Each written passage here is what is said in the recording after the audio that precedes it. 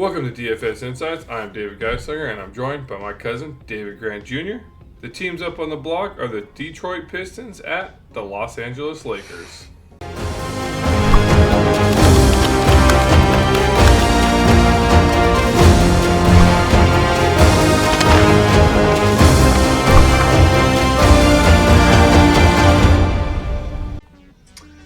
Yep, we got a fun one. This is where each of us are going to be giving you our three key players to focus on while creating each of your lineups. David and I are going to give you a quick breakdown of what we like about the three main plays, and make sure to stay tuned until the end of the pod where we're going to give out two completely free lineups for you. Yeah, as you mentioned, fun. I think we might have different definitions of fun. But hopefully this DFS single game slate will better, help with the enjoyment. But as mentioned, Detroit Pistons at the Los Angeles Lakers. Lakers are currently sitting 9th in the West. Detroit is 15th in the East. And so why would you want to bet on, the Suns 3rd in the West and the Kings 6th in the West? Why would you want bet on that? But that's neither here nor there. Lakers currently last 10 games are 6-4, currently on a 1-game winning streak. Pistons are 4 for 6 in their last 10, and on a current 1-game losing streak, which is surprising. They're actually winning games now. So but I know, right? Vegas doesn't think so. They got the Lakers favored by 11.5 in this matchup, so potential for a blowout here, but we'll see. I got there's quite a few injuries I'm going to make note of here. Obviously, we got the two All-Stars who have been game time decisions their whole entire freaking career. Anthony Davis and LeBron James are both game time decision. I'm going under the impression that Davis will play more than likely. He did. It looks like they haven't played since the 9th, so that basically allows him about 3.5 days of rest. He did get less minutes against the Pelicans there. So hopefully he is good to go. LeBron, I just think he typically doesn't play. It seems like he plays 4 games, sits one out, plays 4 games, sits one out. And if you kind of look at it, that's what it is. Out, 4 games out, 4 games out. So this would be his out game if that trend continues. Yeah, true. Mind you, that's just, It's I guess an observation, but there's really, So some other key ones here. Not too critical. Moving down for also the Lakers, Cam Reddish is out, so he won't be playing till potentially after the All-Star break. So keep that in mind. Basically, if LeBron's out, these players would probably pick up that slack, but if they're out, you're going to have to look elsewhere. Max Christie's out, and also Jared Vanderbilt is out. And then for Detroit, you got Isaiah Stewart. He hasn't played really since January 28th. That's about 6 games, so the kind of usage and everything like that's already kind of been redistributed, and it looks like he's going to be out for a few more games. And then I would probably keep an eye on this, Quentin Grimes. Detroit just acquired him from the Knicks. However, he is recovering from a knee injury, so he is a game time decision. So he could potentially get some minutes here with his new team if they deem him good to go. And at 7K, could be a decent play if you can get that verification coming off the bench. There. But any other? My biggest factor, I think, in this, kind of just end my rambling here, is the All-Star break. People resting, people prepping for that. Kind of focused on that this weekend. So these lineups are probably going to be funky. These games for this week are, kind of up in the air. We're going to do our best to kind of, dissect everything for you guys. But, after the All-Star weekend here, all cylinders going. Yeah, and it's like the Lakers are on a front end of a back-to-back, and while they've got that couple days rest, I mean, the Vegas odds to me indicate one of them playing, if not both, because to be honest, I don't think the Lakers are that great, but if they're favored by 11.5 points, if we thought AD and James were both out, I think that line wouldn't be quite so high. I mean, I know that the Pistons are horrible, but nonetheless, I mean, so are the Lakers minus Davis and James. But yes, keep your eye on injury news this entire week, because this is where players will get that extra rest and try to heal up, because they get, through up to the All-Star break and a couple days afterwards before games get kicking off again. So nice. It's super important for sure. Nice. Okay. Anything else to add before we dive into this show here, to try to help people out with the best 3 picks that we can possibly kind of salvage through here? try to salvage through. No, I think we're good to go. I could go ahead and start things off. I think my first play is going to be Anthony Davis, and that's because I could see him playing over LeBron James. I'm really thinking LeBron is not going to play. He's older, getting the extra rest. He's had a couple different issues. I mean, obviously so is Davis, but he is supposed to be the younger one. And they're above 500 right now, and they don't want to lose to Detroit, like the Sacramento Kings did, and just be, it's just embarrassing. And that, the conference is close, more or less. So the Lakers need this game, and they're going to need Davis or James or both of them playing. And without James, I could see Davis having a field day. Even if he only plays 30 minutes, I think he could still hit value at the 16,000. So, I think, I'll just throw it out there. I do not think LeBron James is playing. If he does, you guys will see my free lineup at the end. Taurean Prince is on there. He was my last person to add to my build. And if AD and LeBron are both playing, I will be taking out Prince and going somewhere else. I will be keeping the same lineup with AD and my other guys, but Prince will come out and I'll go somewhere else. But I am going Prince, thinking that James is out. So that's my first pick. What are your thoughts, assuming AD plays, and kind of going there? Yeah, I love to hate it, I guess. I know. It's hard to say. Yeah, I recommend this. I want this pick because it's not my first pick. I do agree. Davis's floor is, 45 fantasy points. So it's kind of hard if he does play not to assume he's going to at least be there. He's been at least a lot more consistent this year in terms of fantasy production than he was the year before, where it was like, all right, he had 2 great games. He's due for a bad game, and then he'd have a bad game. Then it was like 2 for 1 or 1 for 2, whatever, if I remember right. But he just seems to be a lot more overall production when he's in. However, like I said, I think we've covered. Being that Lakers apparently get every single game, regardless of who they play. It seems like we cover them quite a bit, and it's frustrating that it's always a game time decision with both Davis and LeBron. So I agree. Yeah, I think obviously if he's playing, I'm going to have him.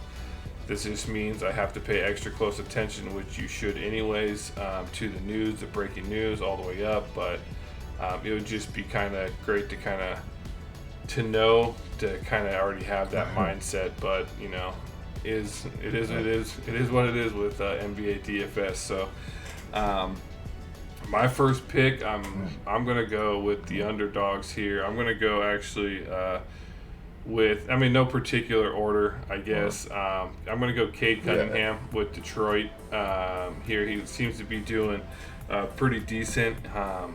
He's averaging about 36.9 minutes, and his usage is about 24.3. Both stats are the second highest on his team.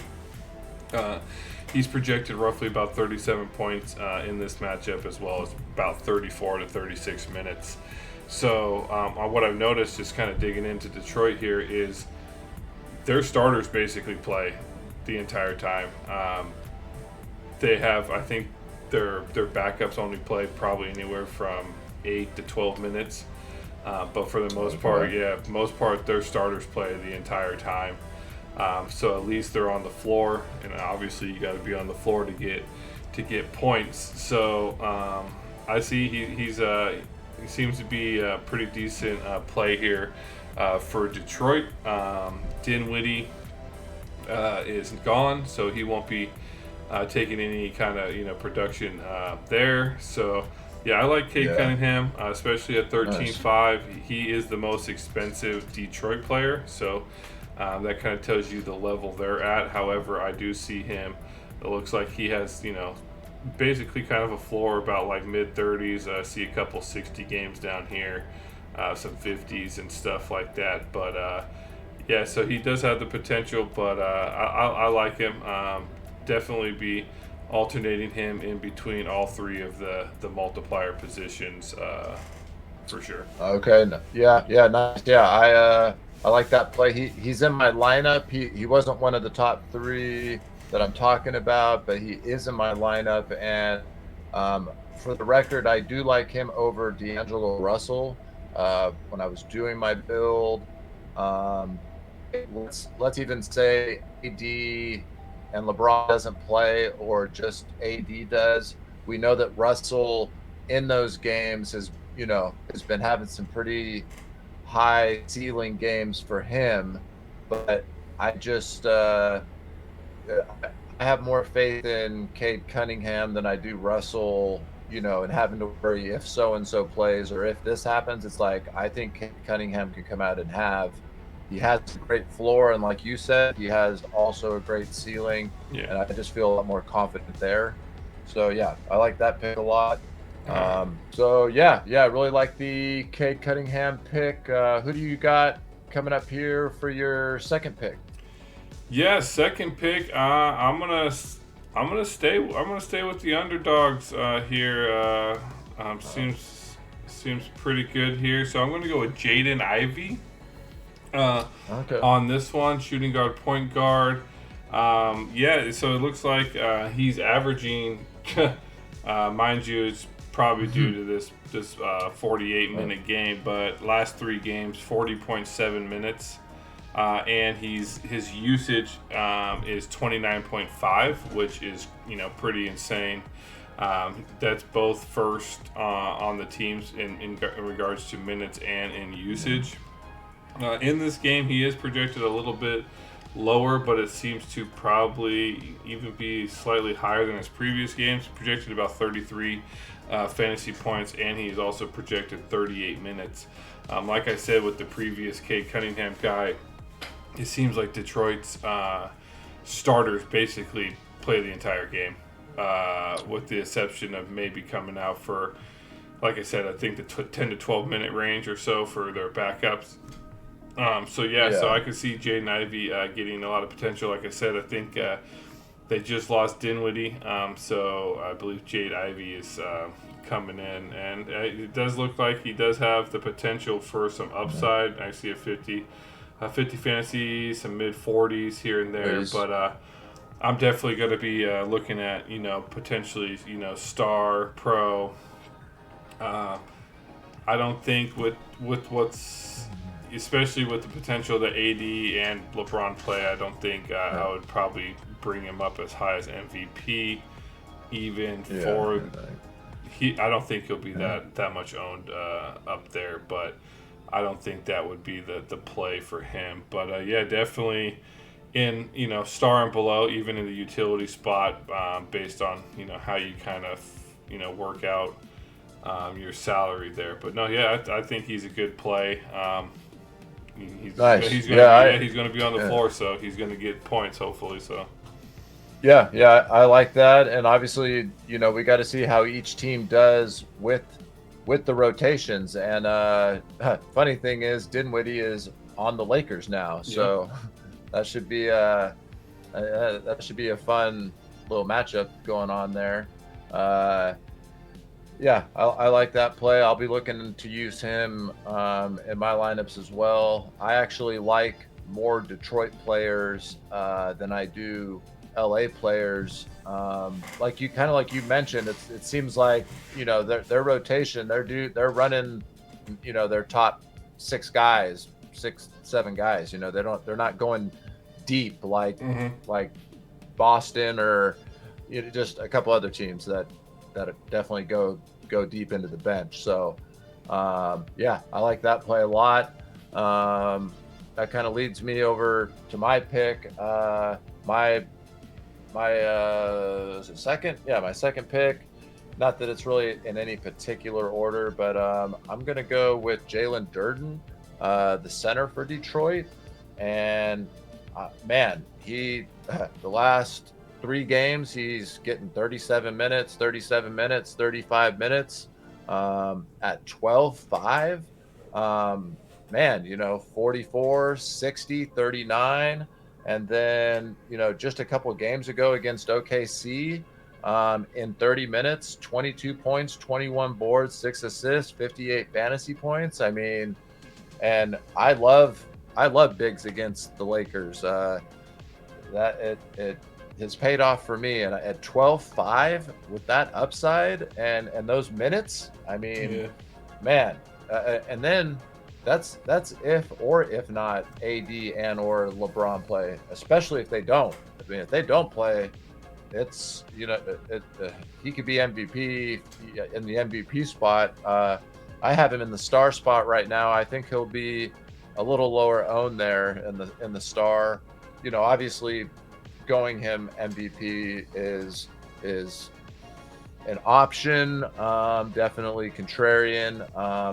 I'd rather go with someone kind of like a Cade Cunningham or someone who is a little more proven, I guess. This guy seems to have come on a little bit more late than not. I mean, I do see some other solid games. I mean, dude, in 26 minutes against Washington on January 15th, he had 49 fantasy points. So his fantasy points per minute is there. And if his minutes are going to continue to be mid to upper 30s all day long at 12-5, that's a lock. At 12, it's just a matter of where you want to put him in the multiplier. So, yeah. What are your thoughts on that pick? And I guess we could go to your third one after that. Our final picks here. Yeah, I do like the centers, the bigs against the Lakers. Anthony Davis. I mean, he is a tall presence there, but I don't think he's that great of a defender. Obviously he has the potential to block shots. He does get block shots, but I just don't think he's that lockdown big. So I think Jalen Duren could put up points. I don't like he's very inconsistent. Obviously his minutes are there. He's doing great, but I mean, just in the last, you can just say 6 games, it ranges from 60.9 to 18.8. So that's I mean, obviously high risk, high reward kind of thing. At 12-5, I'm based on where I put him is where I'm going to expect his fantasy points. Obviously, in the star, I'm going to want him more towards that upper 30 range, mid 30s, upper 30s. If I go pro or so, or pro, slightly below that. But he's good. I like it. Looks like most of his points, rebound. He's a rebound machine. 15, 22, 18 last 3 games. Yes. Oh, he got 3 Yeah. blocks. Okay, that's why he was at 60.93 blocks. There, 22 rebounds, 27 points. Yeah, no, that's a good pick. Yeah, so that's I mean, I was thinking him too, but I think I dropped down with Ivy due to just that as I was 1K. making mine. Yeah. Hey, don't get me wrong. I actually was in between the two as well. So obviously we didn't talk about it beforehand, and that's funny that you went Ivy and I went him. So at least we get to talk and mention both of them on the pod because Yeah. So who do you got for your third going on here? Yeah. So yeah, my third pick here is it's going to be Taurean Prince with the Lakers, and this is if one of the stars are out, Davis or LeBron, I mean obviously or both, then I will have Prince. Mainly if James is out, then I'm going to go Prince. If James is in, I will be not going Prince and be looking elsewhere. He's at 7.5. I don't know. That actually might make me make some type of adjustment. I was trying to see, like you mentioned, Grimes is there. We don't know if it, the availability quite yet. Man, Jackson Hayes. Well, put it this way: I can go up to 8K. I left 500 on the table, so that still leaves me. I don't know. It's the point guard Sasser, and even though Dinwiddie went out, as we've seen, some of the other guys are getting the minutes. I'm not sure. This dude's minutes been all over the place, anywhere from 12 to 0 to 18 to 32, 37, back to 14. Pretty risky play for 8K. So again, that it's Prince based on that. Also, man, Jackson Hayes, his upside and his fantasy per minute as well. I know he hasn't quite been getting the minutes. I mean, at least the last couple games, 17, 17, 10, 12. But if there's any shot of him getting above 20 minutes, 22, because it could be a blowout. I mean, they're saying 10.5-point favorites.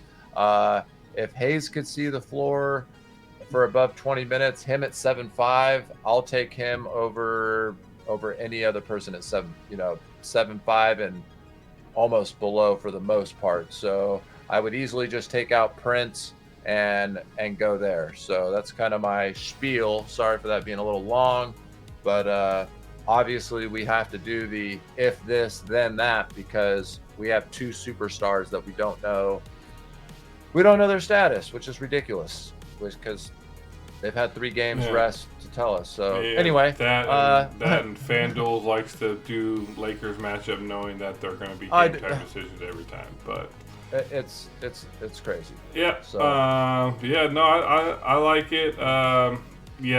That's a tough play. That's literally comes down to if LeBron's playing kind of thing. LeBron's so 100%. Man, I don't know. Taurean Prince is hitting minute. I mean, he does get the minutes, but he is a very, very wildly inconsistent. Obviously, wishing both at 7.5 if Jackson Hayes could get those minutes. I think he'd be a better play there. Yeah. Hey, and with Reddish out and Vanderbilt, I mean, that's huge, because that kind of fits in. They're pretty deep there because they got Hashimura, Prince. There's a couple guys. So having those other dudes hurt, it's going to be a matter of what the coach thinks matchup wise, and then who's sitting and who isn't. So it's all about watching that news tomorrow and waiting for that starting lineup to come out for sure. Yeah, that's why I'm staying away from that position. I'm actually gonna throw this out. This is gonna be my, I guess, curveball third pick here. Spencer Dinwiddie. Okay. This is gonna be his first game. He's available. It is a revenge game, so it's his debut. I think he is a better player than D'Angelo Russell and Austin Reeves. He is a veteran, obviously, so he's a little older, obviously. But I think he will be eating some of their minutes. So at 8-5, it is a risky play. I think that's what makes him a little bit more valuable. Probably a little bit lower ownership, as people don't necessarily know what to expect from him, even if he's going to play. So, like, his fantasy points right now, as far as we know, if he does, 0 to probably 25, right? So I'm hoping he gets a few minutes. That is a sneaky play at 8-5. Obviously, if you feel a little bit more comfortable dropping down, to people are going to get maybe 17, 20 minutes or so, but I think he's going to come in. He is a veteran. He knows how to play basketball. It's literally, I'm assuming not tough for him to jump into the second unit and kind of start running things there. So yeah, I'll probably see him more as a facilitator, maybe a few points here and there, but if he can come out with 15 to 25 points, at 8-5, that's nice, and that's I think he'll be lower ownership to kind of set you apart, but it is a risk. It might be a little bit more risky than maybe paying 500 more for Hashimura or something like that, where you're going to get guaranteed minutes. You might be a little rolling the dice on his production, but you at least know he's going to get the minutes for So at least, I mean, the best thing about what you said though is that he is going to most likely eat into a little bit of minutes from Russell, a little bit of minutes from Reeves, and that makes them a little overpriced at 13,000, at 12,000 right now. Like, again, it's tough to say because obviously if James and Davis are out, then that changes everything. But either way, the minutes are going to have to come from somewhere, and they're not coming from either one of them. So still either way, it's going to come from those two guys. So I think, avoid it, not avoiding completely, but being lower owned than the field on Russell and Reeves in this specific game would be smart. Yeah. So that's my play. Yeah, there. Nothing too spectacular now, since we rambled on more than I care to about this game. I'm really do obviously hope maybe people see it that way, and there's a little bit less people and more potential there to win that 10K to first. But now what everybody's been waiting for, those free lineups. Moving on over here, there. So just so you guys know, your insight does matter. Drop a comment below and let us know your thoughts on our key players in this matchup. Who are your top picks, and which players do you think might be the game changers? We would love to hear, from the community on who you guys think would be. And also feel free to ask us questions about any other players that we, didn't cover. These are just, the three players that we picked out for this lineup, and also for this game that we feel.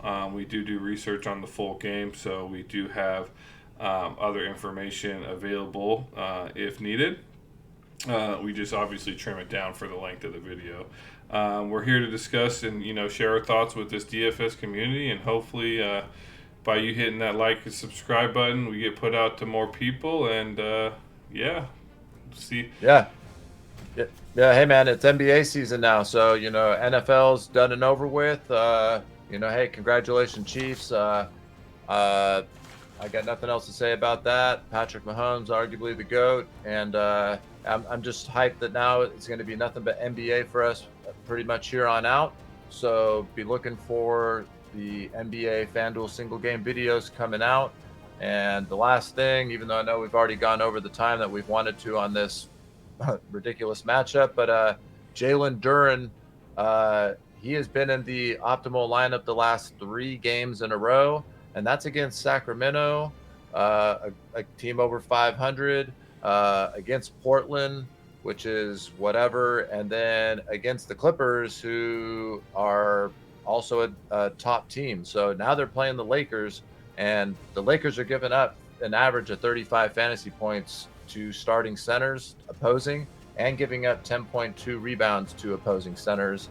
And this dude's minutes are up, averaging 36 minutes in the last 3 games. So Nice. I'm just saying at 12-5, I don't know how you don't put him somewhere. So that's all I got to say. Please like, subscribe, let us know what's up, and we look forward to dropping a lot more NBA stuff for you guys here real soon. Bye.